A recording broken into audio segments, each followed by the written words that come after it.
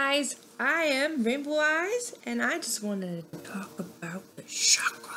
Chakra.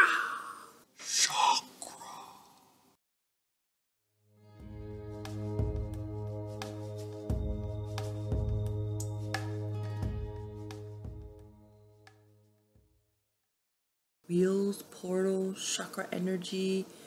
What is all this hubbly hoobly doobly doobly about the chakra?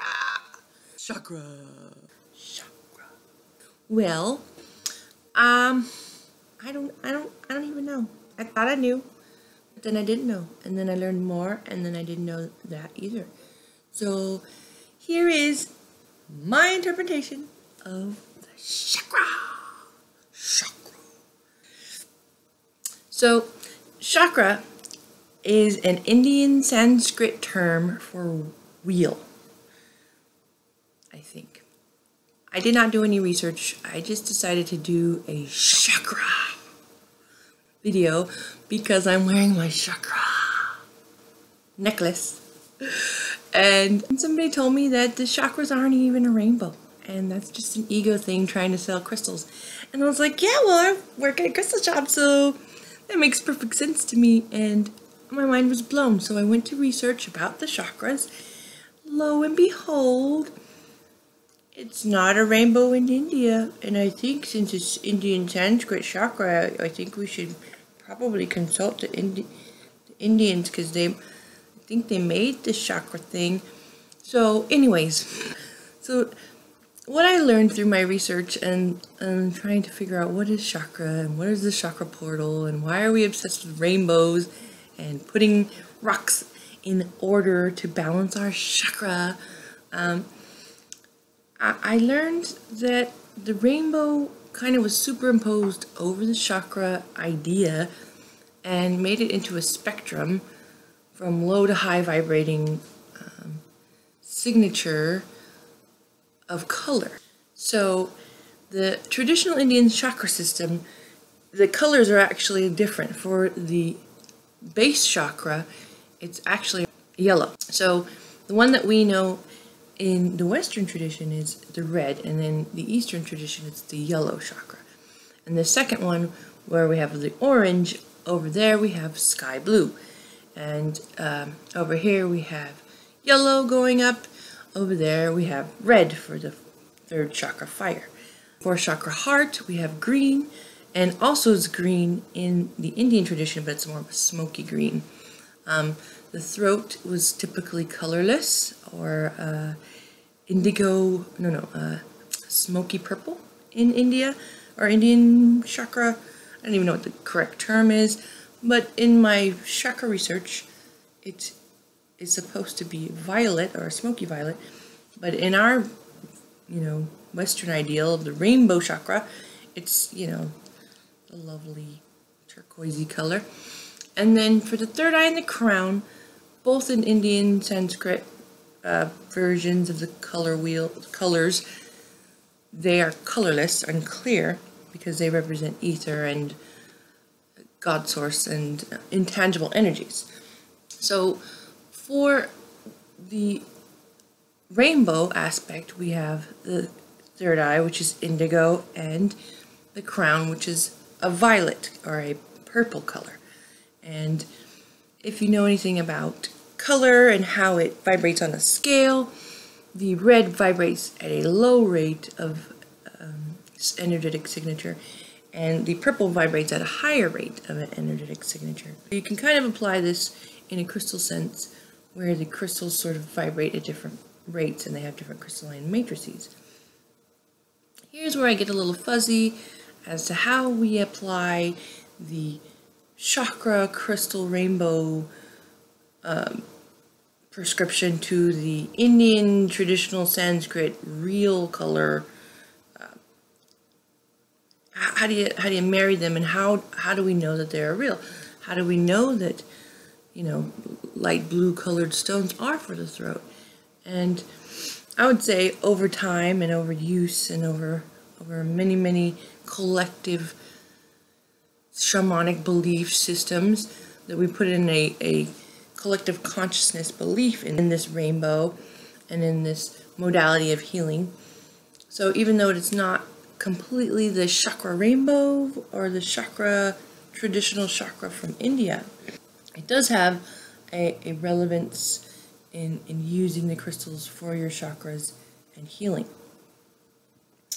Now, if you're really serious about healing your chakras with crystals, I would recommend maybe looking more into using the crystal with your sense and with your intuition rather than with information and going on the internet, and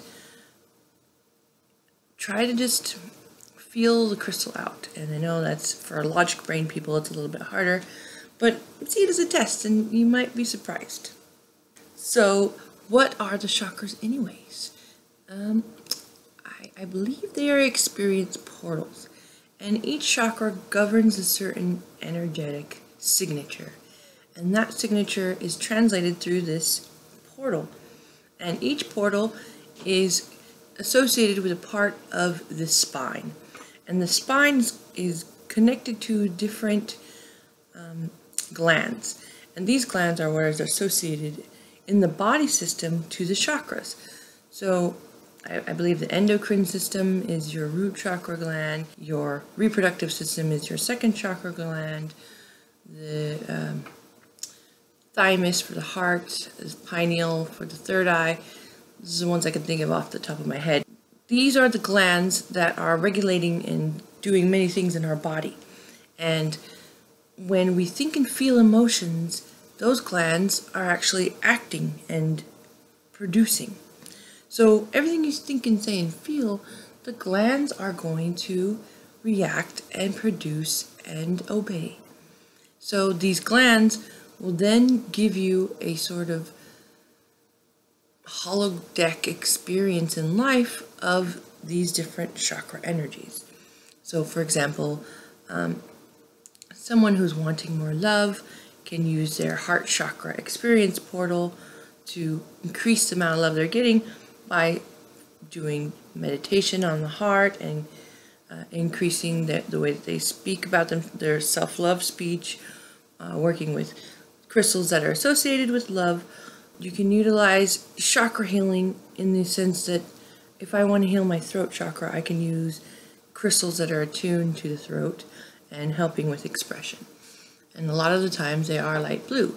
So it's kind of okay to trust the rainbow, but it's also good to know that there is a traditional color system to the chakras, and there is a whole world of information regarding the traditional yogic Indian chakra system. It's actually a sort of an ideal of age levels or psychic maturity levels.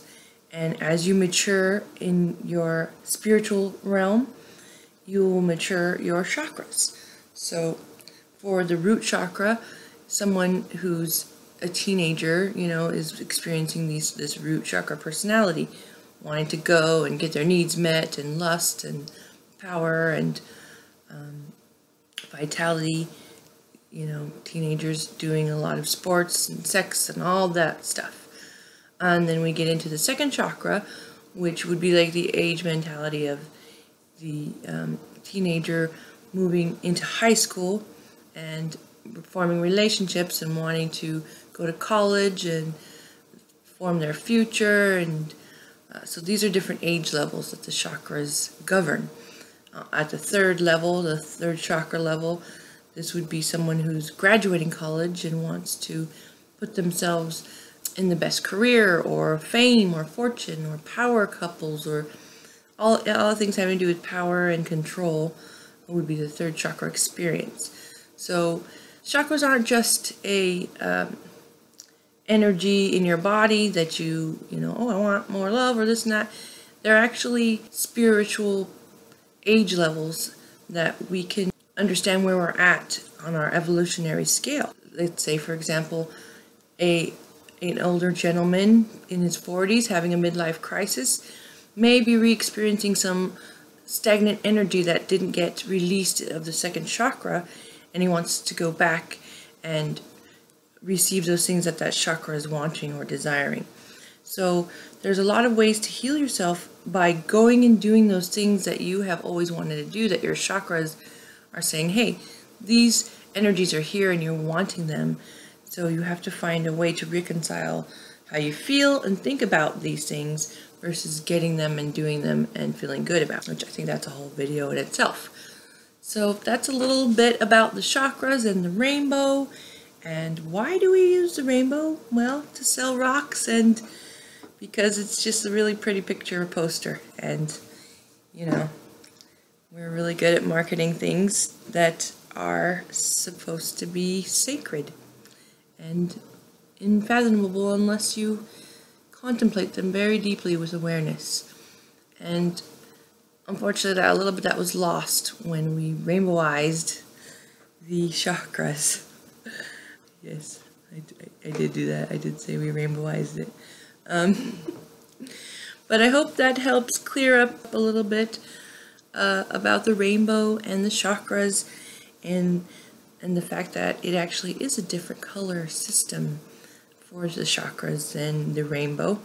And it is still okay to use the rainbow for healing, as long as you can understand and be aware that there's another modality, and there's a traditional modality, and that the real healing comes from within, and it comes from your awareness and your self-love and your self-care and your presence with yourself. And I hope that you find so much bliss and rainbows within yourself, and have a beautiful day.